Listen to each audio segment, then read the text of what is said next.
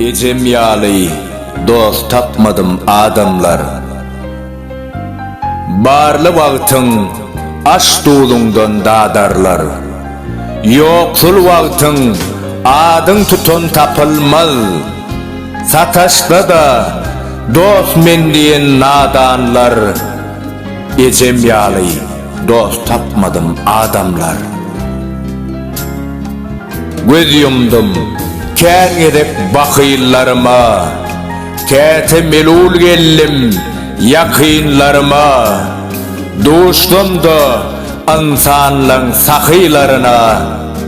Ecem yali dost tapmadım adamlar.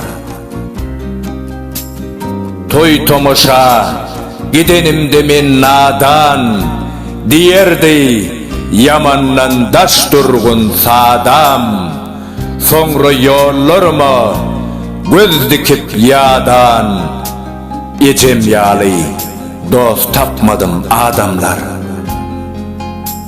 Kimler dost tutunur getir deyip peyda, kimler şat günümdü bollula şeyda. İki dünya arasında men geda.